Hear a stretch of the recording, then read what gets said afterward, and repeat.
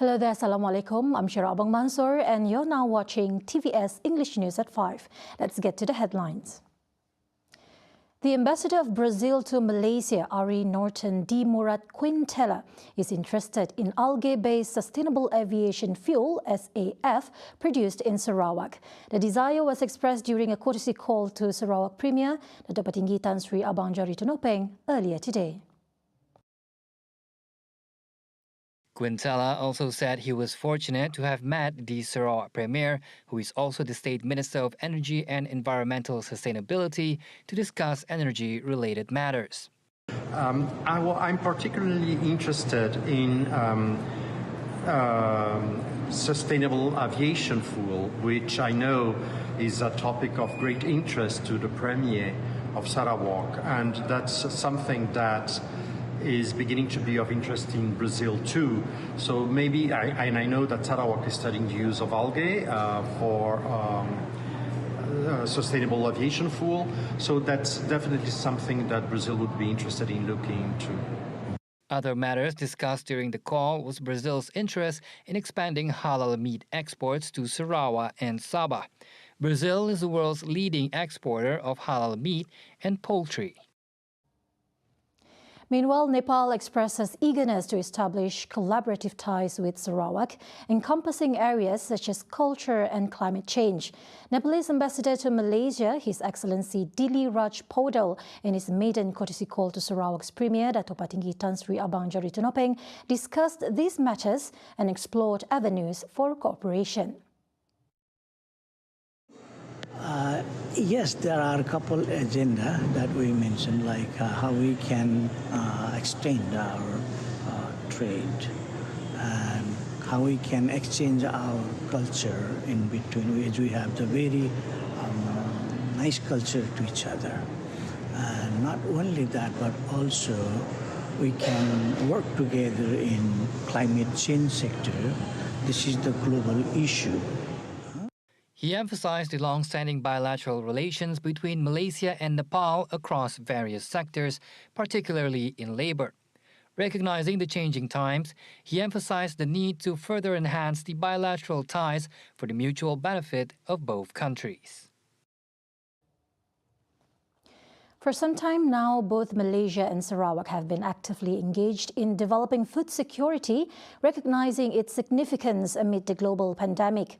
The disruption in the supply of essential goods, such as poultry and grains, led to significant price spikes, emphasizing the urgency of addressing this issue. Now, the recent Malaysian International Food and Beverage Trade Fair, MIFB, placed great emphasis on this matter, inviting experts to discuss on topics such as alternative proteins, precision agriculture, food technology, and many more. And Sarawak, led by the Ministry of Food Industry, Commodities and Regional Development, is deeply involved in this endeavour, establishing innovative, sustainable and high-tech farms and agricultural areas. However, the question remains, how far have we progressed in this journey? And to shed light on this matter, we have on the line today NADPRO Sdn Bhd CEO Syed Ahmad Tarmizi Wan Yusuf. Thank you, Syed, for joining us today. And we would like to explore how our approach has evolved over the years to strengthen the food security sector. Actually, we have two different approach. The first approach, we can see, the impact after the 5 years, we can see the improvement of self-life of our natural resources. We are able to increase our natural resources self-life without degrading the nutrients. So this means we are able to preserve it without degrading all the nutrients. Basically, more or less the same like originals. At the same time, we are able to help increase the market values of these products and derive them into multi-industry. With the advancement technology, we are able to fully utilize our natural resources product by diversifying them into multiple other products. The second technology that we approach, we are able to transform industrial waste into wealth. For example, we work together with local companies to transform palm waste into animal feed and fertilizer. So basically, we're able to create the circular ecosystem in that area. So basically, we're able to ensure the food supply in the area. We have the strong philosophy that Sarawak has big potential to become one of key partners for food security in Malaysia. And the integration of technology in the agriculture sector is gaining significant momentum, driven by factors such as efficiency, increased production and profitability for farmers and entrepreneurs, while some still hold on to traditional methods. So how important it is, Said, to compare the advantages of modern approaches to agriculture against more traditional practices? With the advancement of the technologies and state lanes, we can maximize the production yields and reduce the amount of agro-product wastage by increasing the product shelf life and also diversifying into multiple industries. So we're able to fully utilize all the resources. By doing this, we can boost the socio-economic development and empower our human capitals. That is the advantages. So basically, we can slowly remove all the traditional method. We're able to increase the yields. When we're able to increase the yields, we're able to improve the incomes, especially the local farmers, whereby we're able to put food on the tables with the technologies. But one of the challenges is how we can educate the villages or the farmers for the technologies. Said, it seems that you and the other industry players encounter challenges in adopting food technology for enhancing food security in the state. And I presume there have been engagement sessions conducted to address this issue. And so regarding government support, how committed are they to addressing this matter? Yeah, when we talk about our state governments, thankfully the government has been quite supportive in this matter. For example, we can see our Premier has been working so hard to make Sarawak go green. We can see the state government tried to introduce alternative energies. For example, like other agency we can see, like Sentex responsible to market our local products like fabrics and all like IKS products. And also we can see like SDEC who provide lots of tons of grants to entrepreneurs and also everyone in Sarawak, especially entrepreneurs that focus on their technology. Not to forget SADC and also YBRZ, where we work closely like for the past 5 years. We try to standardize upon industry. And also not to forget TVS, who always promote local talents and cultures to international levels, because I believe that we need to have a good circular ecosystem to strengthen to empower human capital in Sarawak, and also we hope maybe like 2 or 3 years later, Sarawak can become key partners for food security for Malaysia. All right, thank you, Said Ahmad Tarmizi, for the insight. We'll be back after the break.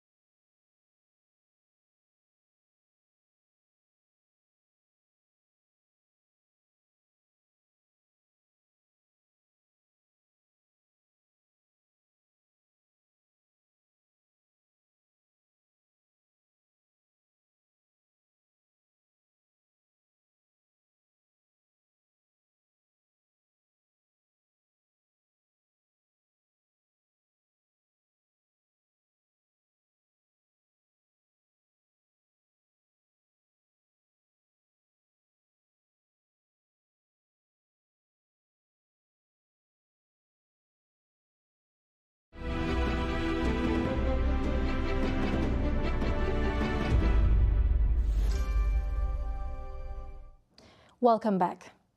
In line with Sarawak's aspiration to become a prominent green hub in this region, University of Malaysia Sarawak Unimas has put forth recommendations for several courses targeted at STPM students who have recently received their results. Its Dean of the Faculty of Engineering Professor Insigne Dr. Siti Nurlinda Taib highlighted that graduates will have opportunities in various fields, including renewable energy, green infrastructure development, and other related areas. These courses aim to equip students with the necessary knowledge and skills to contribute to the state's green technology efforts in the near future. The proposed courses will provide students with the foundation to explore and excel in these promising sectors.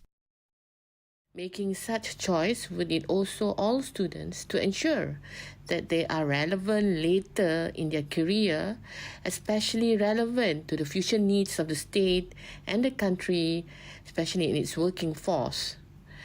For Sarawak, as we are moving towards becoming the green energy hub in the country, many opportunities are available that our STPM school leavers can consider. We may look into many skills and knowledge which are related to renewable energy, green initiatives or technologies, and these are namely in science, engineering and technology, and of course in social sciences.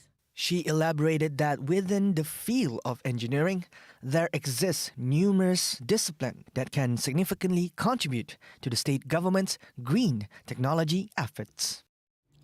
In engineering, for example, almost all engineering disciplines, namely the mainstream engineering, such as civil, mechanical, electrical, and electronics, and also chemical engineering, are directly involved in different capacities that support renewable energy technology. Linda further emphasized that students from non-science streams also have available course options to contribute in the said sector. To those STPM school leavers in the social sciences, arts, and humanities streams, areas like urban or town planning, architecture, which is a bit of both science and art, policy studies, finance, project management can be of choice.